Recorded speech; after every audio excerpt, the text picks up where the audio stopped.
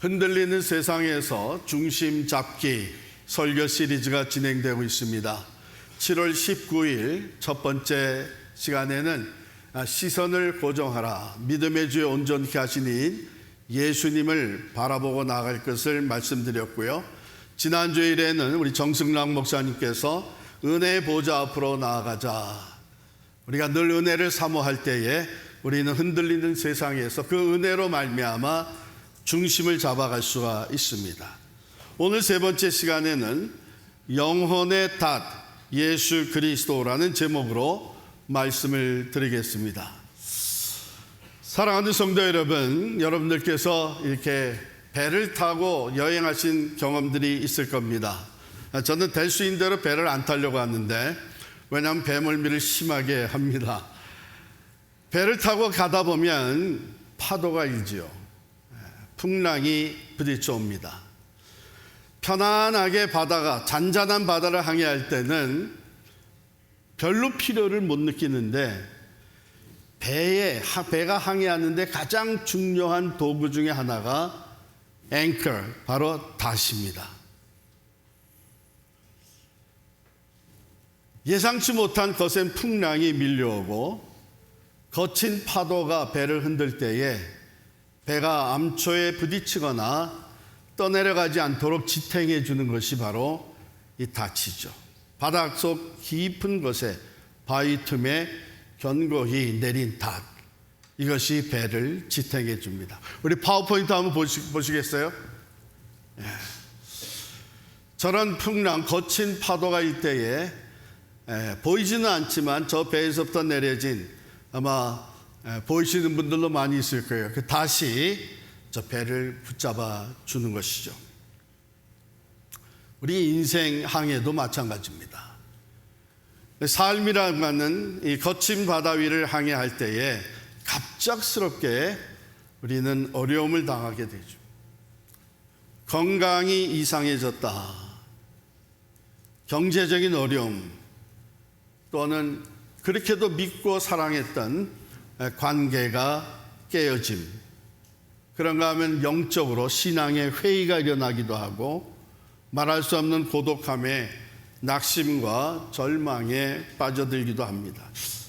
이런 인생의 풍랑이 부딪혀 오게 되면 우리의 영혼은 쉽게 흔들립니다.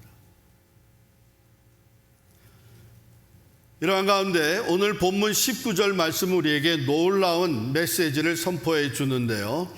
우리 19절 말씀 같이 읽겠습니다.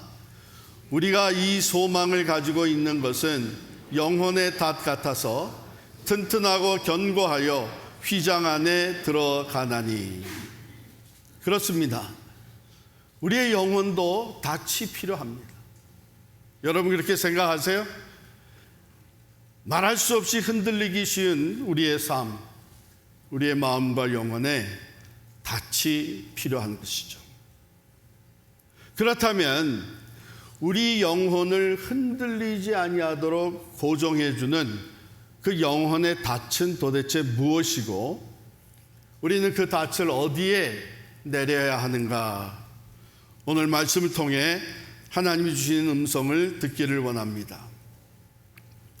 먼저 13절부터 18절에 보면 히브리서 기자가 아브라함의 예를 들어서 우리에게 말씀해 줍니다. 하나님께서 아브라함에게 복을 약속해 주셨어요.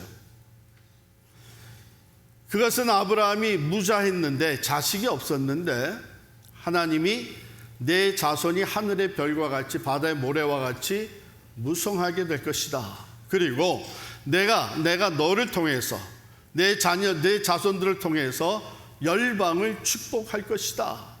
이런 엄청난 축복의 약속을 해 주셨어요.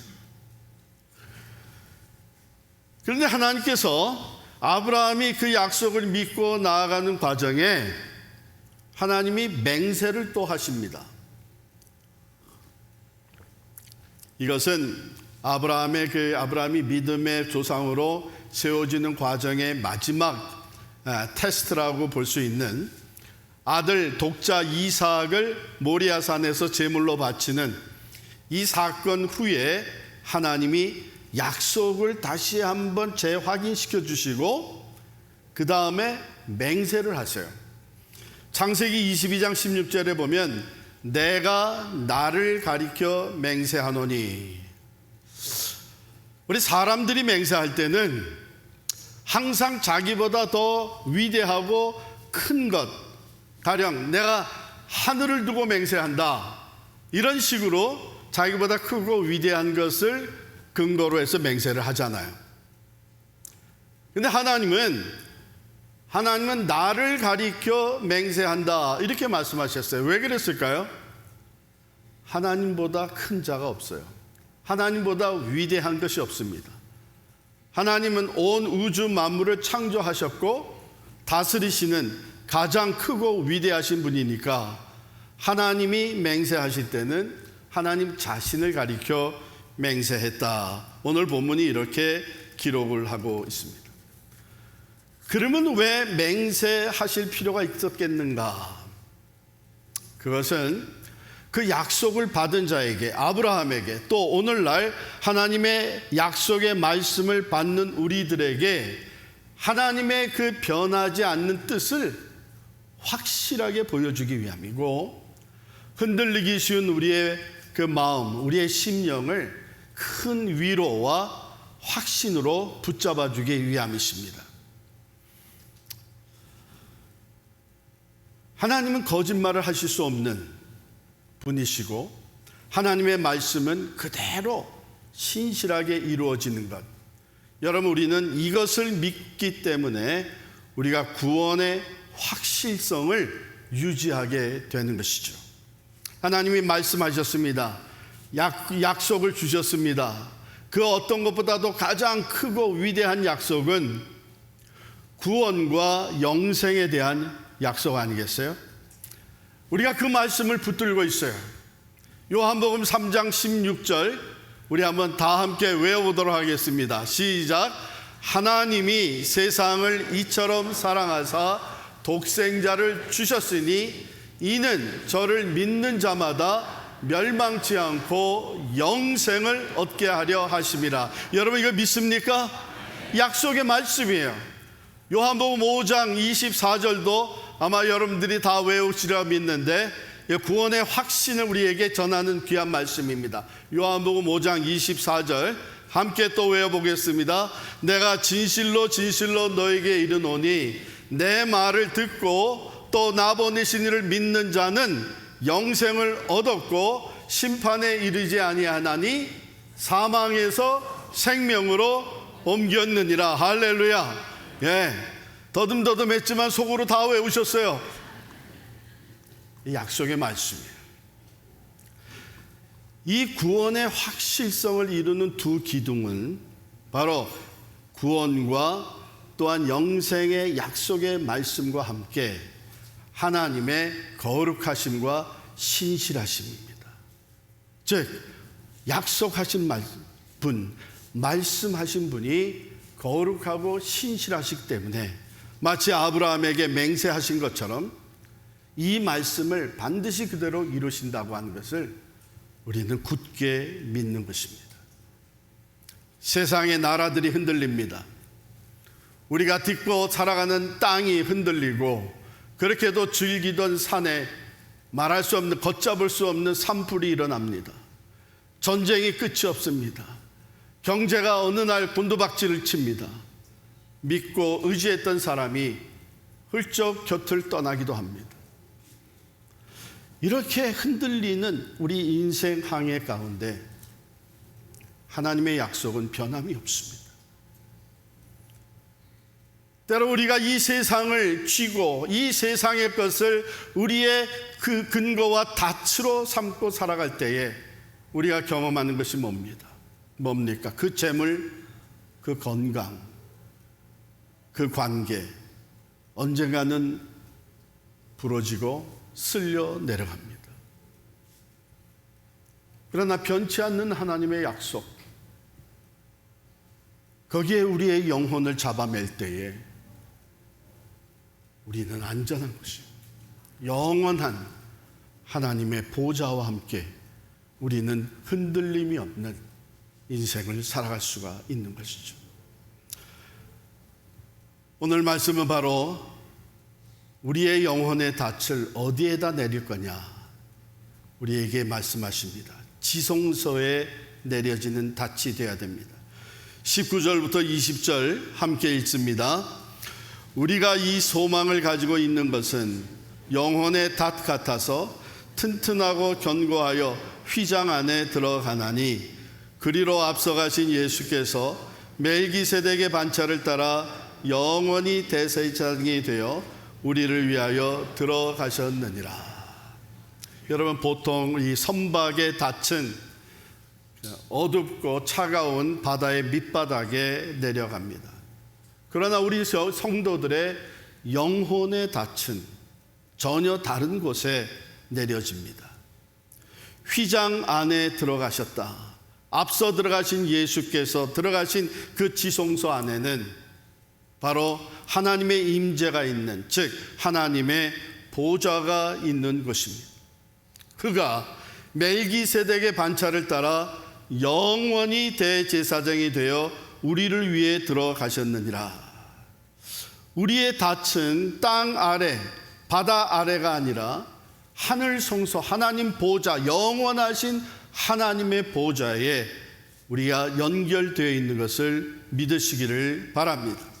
구약시대에 보면 대제사장이 1년에 한 번, 1년에 꼭 한 번 그 지성소 안으로 들어가요. 그리고 그 대제사장은 하나님의 그 시온소가 있는, 하나님의 언약궤가 있고 하나님의 보좌가 세워지는 그 지성소 안에 들어가는 것이 그가 대제사장으로 섬기는 기간 동안에만 1년에 한 번 들어갑니다. 그 모든 대제사장들은 우리와 똑같은 인간이었기 때문에 그 시대를 살고 죽었습니다. 그러나 오늘 우리에게 말씀하시는 이 대제사장 예수 그리스도는 영원히 대제사장이 되어 우리를 위하여 들어가셨다고 말씀하십니다. 영원히 대제사장이 되었다 하는 이 말의 뜻에는 우리의 구원의 길이 예수 그리스도로 말미암아 하나님 보좌로 나아가는 구원과 생명의 길이 영원한 것이라는 것, 그것을 우리에게 확인시켜 주십니다. 또 다른 대제사장이 출현해서 그 지성소에 들어가서 우리의 죄를 위하여 대속의 제사를 드릴 필요가 없다는 것입니다. 단번에 예수 그리스도께서 자기의 몸을 제물 삼아가지고 우리의 모든 죄를 사하시고 죽음의 값을 치러주시고 십자가에 달려 돌아가실 때에 그 지성소 앞을 가리웠던 휘장이 위에서부터 아래로 갈라졌습니다. 바로 영원한 대제사장 예수 그리스도께서 그곳에 먼저 들어가시고 그것은 활짝 열린 상태로 예수님을 따라 우리도 그곳에 들어갈 수 있는 구원과 참 생명을 얻은 줄을 믿습니다. 그러므로 우리가 그 영원한 대제사장인 예수께서 들어가신 그 지성소, 영원하신 하나님의 보좌, 지금도 주님은 그 하나님 보좌 우편에 앉아 계셔서 우리를 위해서 중보하고 계시는데 우리의 닻은 바로 거기에 메어져야 될 줄을 믿습니다. 그것이 우리의 영원한 영혼의 닻이에요. 따라서 우리의 영적 상태가 때로 흔들릴 때에, 우리 믿음이 약해질 때에, 세상으로 인해서 우리가 두려워지고 이러다가 어떻게 될까 낙심과 염려와 절망에 빠지려 할 때에 우리는 하늘 보좌에 단단히 박혀있는 영혼의 닻 예수 그리스도를 바라볼 수 있기를 바랍니다. 그가 우리를 붙들고 계시고 우리는 그와 연결되어 있어서 결코 파선하지 아니하고 영원한 그곳에 이르게 될 줄을 믿습니다. 1873년 11월 두 배가 충돌한 사진이 신문에 올라왔습니다. 하나는 여객선입니다. SS 빌드 아보르라고 하는 이 여객선이 대서양을 향해 뉴욕에서 출항을 했습니다. 그런데 출항한 지 얼마 안 돼서 캄캄한 밤하늘 아래 대서양 한가운데서 그 배는 영국 철갑선과 충돌하게 되었습니다. 그래서 12분 만에 차가운 바닷속으로 침몰했습니다. 그 여객선에는 시카고에 살고 있었던 호레이쇼 스패포드라고 하는 교수의 가족이 타고 있었습니다. 스패포드는 1870년대 초 미국에서 부러울 것이 없는 삶을 살아가던 신앙인이었습니다.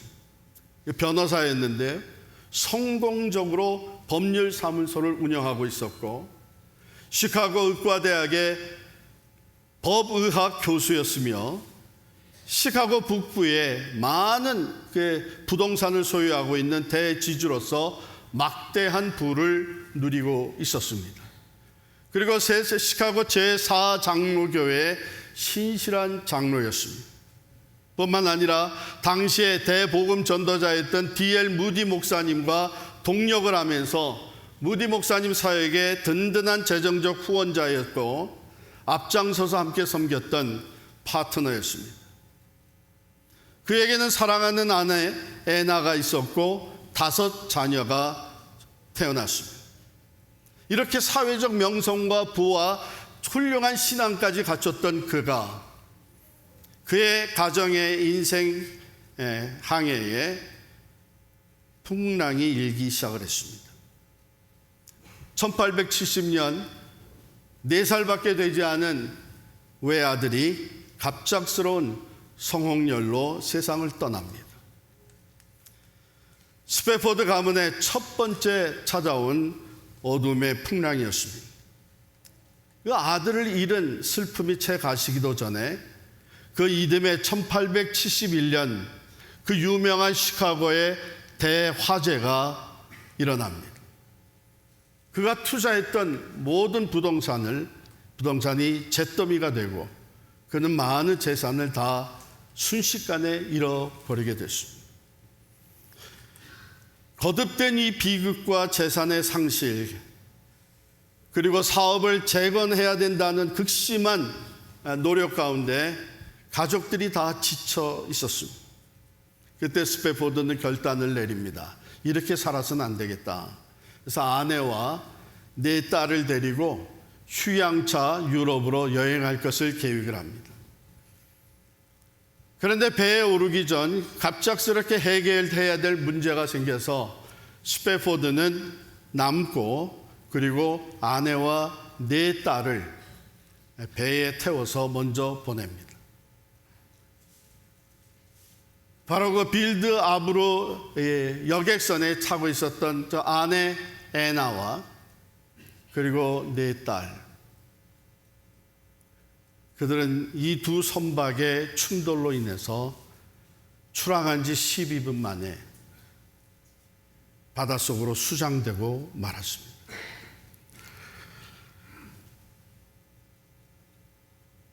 잠시 후에 영국 웨일즈에 도착한 아내 애나가 시카고에 있는 남편에게 전보를 보냅니다. 그 전보는 이 2 단어로 시작이 됩니다. Saved alone. 나 혼자 구출됐다. 4딸은 다 바다에 수장됐습니다. 이 소식을 접한 스패포드는 가슴이 찢어지는 고통 속에서 아내를 위로하기 위해서 즉시 영국으로 출발을 합니다. 7일까지 깊은 밤, 스패포드가 탄 배가 대서양 한가운데를 지나고 있을 때에 그 배의 선장이 조용히 스패포드 곁으로 다가왔습니다. 미스터 스패포드, 바로 이 지점이 사고가 났던 지점이고 이 아래 당신의 딸들이 수장되어 있는 것입니다. 이 순간 스패포드는 어린 4딸을 떠올리면서 그들이 얼마나 두렵고 고통스러웠을까 하는 것을 상상해 보게 됩니다. 어린 아들에 이어서 네 딸마저 빼앗기게 된 이 스패포드는 그 차갑고 절망적인 바다 위에서 아버지의 심장은 4분 5일로 찢겨나갔고 이루 말할 수 없는 슬픔과 절망에 바다에 삼켜버릴 것만 같은 느낌이었습니다.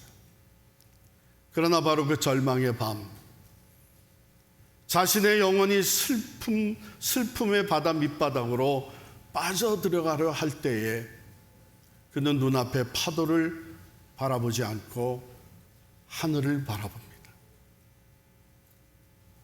하늘 보좌를 바라보았습니다. 세상의 모든 닷, 재물과 명예, 그리고 사랑하는 자녀들까지 다 쓸려 내려간 그 순간에도 결코 변하지 않는 하나님의 약속과 하늘 지성소에 그곳에서 다시 만날 것을 바라보게 됩니다. 그는 그 순간 영혼에 닫히신 예수 그리스도가 그의 영혼을 붙들고 있다고 하는 것을 깨닫게 됩니다. 바로 그때 성령 하나님께서 부어주시는 초자연적인 평안이 스패포드의 마음을 감싸게 됩니다. 그는 눈물을 감출 길 없는 상황 속에서 펜을 들어 자신의 영혼 깊은 곳에서부터 터져나오는 고백을 글로 적어 내려갔습니다. When peace like a river attendeth my way, when sorrows like sea billows roll, it is well. It is well with my soul. 내 평생에 가는 길 순탄하여 늘 평탄하든지 저 모든 밤이 찾아오든지 내 영혼은 평안하다. 세상의 모든 것을 잃었던 그 깊은 바다 한가운데서 이 시가 탄생했습니다.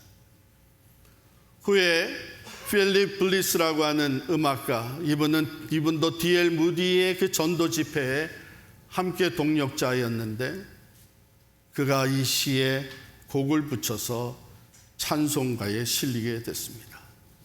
바로 내 평생에 가는 길, 우리 찬송가 413장의 찬양이 두고두고 모든 성도들에게 특별히 어려움과 고통 가운데 영혼의 닻을 바라보는 성도들에게 불리워주고 있는 놀라운 은혜와 감동의 찬양입니다.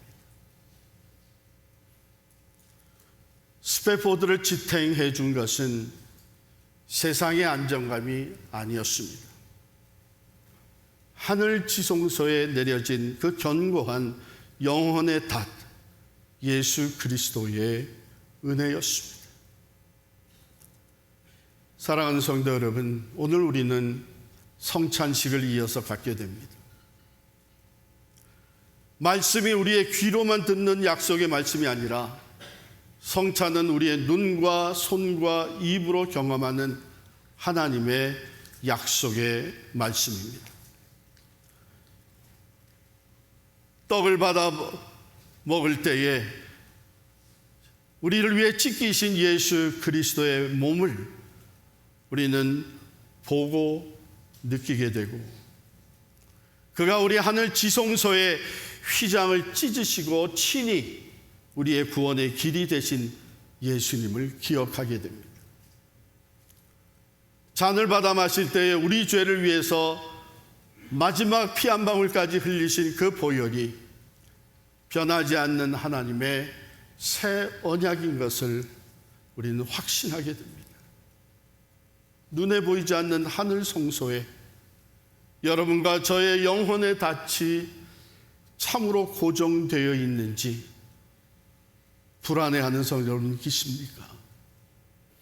말씀은 알지만 그 말씀이 과연 영원한 구원과 능력의 말씀이라는 것이 의심이 일어난 분이 계십니까?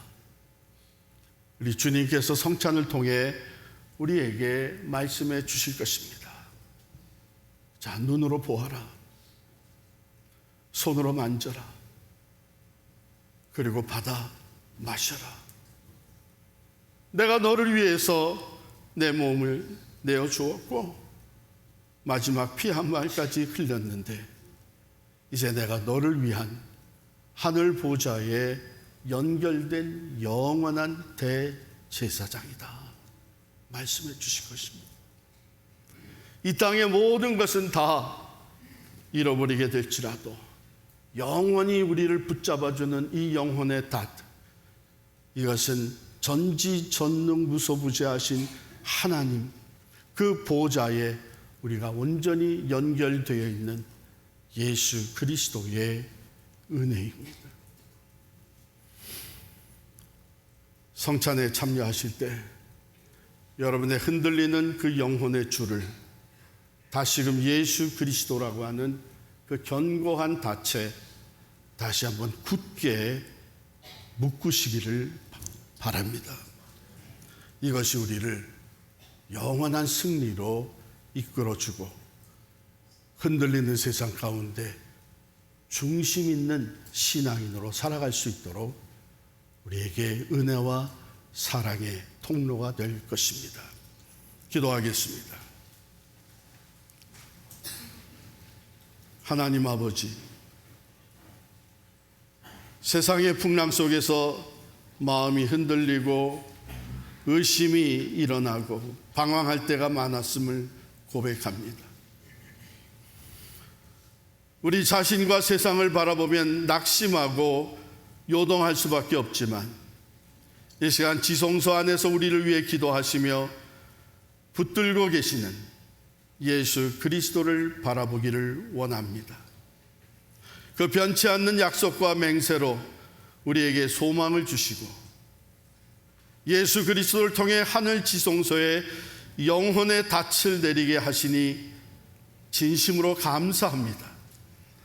오늘 참여하는 이 성찬식을 통해 주님의 십자가 은혜를 깊이 경험하게 하시고 다시 한번 주님 안에서 흔들리지 않는 믿음의 항해를 이어가게 하여 주옵소서.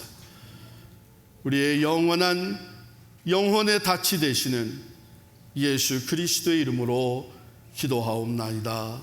아멘.